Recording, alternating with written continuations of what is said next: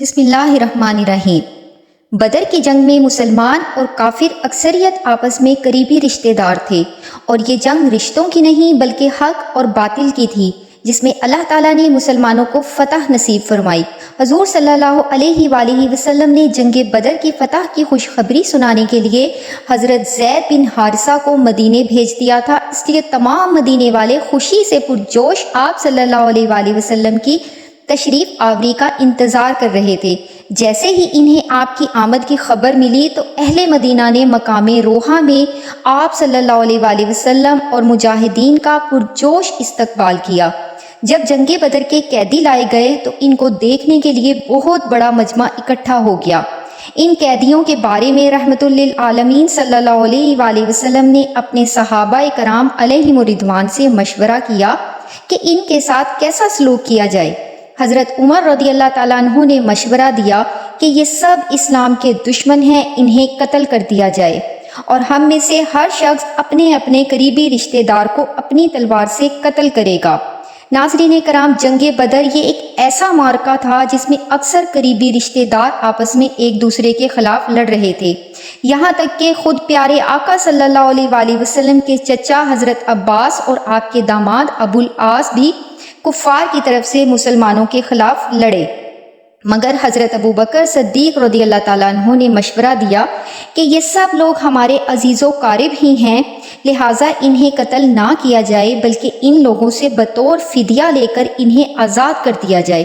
اس طرح سے مسلمانوں کی جو مالی حالت کمزور ہے وہ بھی بہتر ہو جائے گی، اور یہ بھی ہو سکتا ہے کہ آئندہ اللہ تعالیٰ انہیں اسلام کی توفیق نصیب فرمائے۔ اس سنجیدہ رائے کو سب نے قبول کیا اور ان قیدیوں سے 4,000 درہم فدیہ لے کر انہیں چھوڑ دیا گیا، اور جو زیادہ مفلس تھے، فدیہ نہیں دینے کی طاقت رکھتے تھے، انہیں یوں ہی بلا فدیہ چھوڑ دیا گیا۔ ان قیدیوں میں سے جو لکھنا جانتا تھا، ان میں سے ہر ایک کا فدیہ یہ تھا کہ وہ انصار کے 10 لڑکوں کو لکھنا سکھائیں گے۔ ناظرین کرام، جب آپ صلی اللہ علیہ وآلہ وسلم کہ چچا حضرت عباس کی باری آئی تو انصار نے کہا کہ یا رسول اللہ صلی اللہ علیہ وآلہ وسلم، یہ ہمارے بھانجے ہیں، ہم انہیں فدیہ معاف کرتے ہیں۔ آپ صلی اللہ علیہ وآلہ وسلم نے انصار کی یہ درخواست قبول نہیں کی۔ آپ کے چچا عباس قریش کے 10 دولت مند رئیسوں میں سے تھے۔ ان قیدیوں میں رسول اللہ صلی اللہ علیہ وآلہ وسلم کے 2 چچا کے بیٹے بھی تھے، عقیل بن ابو طالب اور نوفل بن حارث۔ حضور صلی اللہ علیہ وآلہ وسلم نے اپنے چچا سے فرمایا، چچا جان، آپ اپنے دونوں بھتیجوں عقیل بن ابی طالب اور نوفل بن حارث اور عتبہ بن عمر اور اپنا فدیہ یعنی 4 لوگوں کا فدیہ دیں گے۔ آپ کے چچا نے کہا، میرے پاس کوئی مال نہیں ہے، میں فدیہ کہاں سے ادا کروں؟ یہ سن کر رسول اللہ صلی اللہ علیہ وآلہ وسلم نے فرمایا، چچا جان، آپ کا وہ مال کہاں ہے جو آپ نے جنگ بدر کے لیے روانہ ہوتے وقت اپنی بیوی ام الفضل کو دیا تھا اور یہ کہا تھا کہ اگر اس لڑائی میں مارا جاؤں تو اس میں سے اتنا مال میرے بیٹوں کو دے دینا۔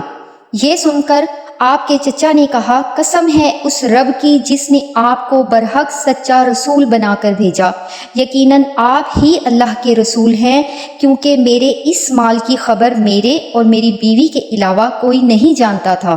حضرت عباس رضی اللہ تعالیٰ عنہ نے اپنا اور اپنے دونوں بھتیجوں اور اپنے حلیف کا فدیہ عطا کیا۔ پھر اس کے بعد حضرت عباس اور حضرت عقیل بن ابی طالب، حضرت نوفل بن حارث، یہ تینوں مشرف با اسلام ہو گئے۔ ناظرین کرام، اب آپ صلی اللہ علیہ وآلہ وسلم کے داماد کا احوال جانتے ہیں۔ انہی قیدیوں میں آپ کی بیٹی حضرت زینب رضی اللہ تعالیٰ عنہا کے شوہر ابو العاص بھی تھے۔ یہ حضرت ختیجہ رضی اللہ تعالیٰ عنہا کی حقیقی بہن کے بیٹے تھے۔ اعلان نبوت سے پہلے حضرت ختیجہ رضی اللہ تعالیٰ عنہا نے رسول اللہ صلی اللہ علیہ وآلہ وسلم سے مشورہ کر کے اپنی بیٹی حضرت زینب کا نکاح اپنے بھانجے سے کر دیا تھا۔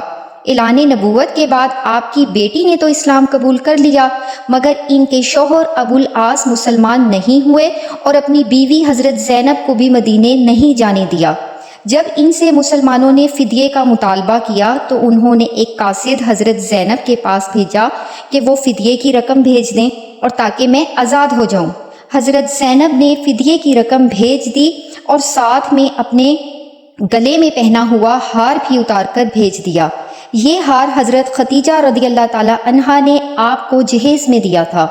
जब रसूलुल्लाह सल्लल्लाहु अलैहि वसल्लम की नज़र इस हार पर पड़ी तो हज़रत बीबी खदीजा रदी अल्लाह ताला अन्हा और इनकी मोहब्बत की याद ने आपके कल्ब मुबारक पर ऐसा रिक्कत अंगेज़ असर डाला कि आप रो पड़े और अपने सहाबा से फरमाया कि अगर तुम लोगों की मर्ज़ी हो तो बेटी को उसकी माँ की यादगार वापस कर दूँ। ये सुनकर तमाम सहाबा ने सरे तस्लीम खम कर दिया और ये हार हज़रत ज़ैनब रज़ी अल्लाह ताला अन्हा के पास वापस मक्के भिजवा दिया गया। इसके बाद रसूलुल्लाह सल्लल्लाहु अलैहि वसल्लम के दामाद अबुल आस मक्के चले गए और वहाँ जाकर हज़रत ज़ैनब को मदीने भेज दिया। अबुल आस एक ताजिर थे। एक दिन अपना तिजारत का माल लेकर मक्का से शाम गए और खूब नफ़ा कमाकर जब वापस मक्के जा रहे थे तो रास्ते में इस्लामी मुजाहिदीन ने इनका सारा माल कब्ज़े में ले लिया और माले गनीमत तमाम सिपाहियों ने आपस में तकसीम कर लिया। लेकिन अबुल आस किसी तरह से बच गया और मक्के में हज़रत ज़ैनब रज़ी अल्लाह ताला अन्हा के पास पहुँच गया। हज़रत ज़ैनब ने इन्हें पनाह दी। आका करीम सल्लल्लाहु अलैहि वसल्लम ने मुजाहिदीन से फरमाया कि अगर तुम लोगों की खुशी हो तो अबुल आस को उसका माल वापस कर दूं। तमाम मुजाहिदीन ने सारा माल अबुल आस के सामने रख दिया। अबुल आस अपना माल असबाब लेकर मक्के चले गए और तमाम तिजारत के हिस्सेदारों को पाई पाई अदा कर दी और सबको उनका हिसाब किताब अदा किया और फिर अहले मक्का के सामने अपने मुसलमान होने का ऐलान कर दिया और कहा कि मैंने सबका हिसाब करके मदीने जा रहा हूँ ताकि कोई ये ना सोचे कि अबुल आस हमारा रुपया लेकर देने के डर से मुसलमान होकर मदीने भाग गया। इसके बाद ये मदीने जाकर हज़रत ज़ैनब रज़ी अल्लाह ताला अन्हा के साथ रहने लगे। नाज़रीन कराम, ये थी जंगे बदर के चंद कैदियों की मालूमात जो कि मैंने आपको मुस्तनद आलिम की किताब सीरत मुस्तफ़ा सल्लल्लाहु अलैहि वसल्लम से दी हैं। अल्लाह से हमारी दुआ है कि हमारी ज़िंदगी और मौत ईमान पर हो, आमीन। अगर इन मालूमात से आपके इल्म में इजाफ़ा हुआ है तो मेरी हौसला अफजाई के लिए वीडियो को लाइक कर दीजिए और वीडियो अगर अच्छी लगी हो तो चैनल को सब्सक्राइब कर लीजिए। जज़ाकल्लाह।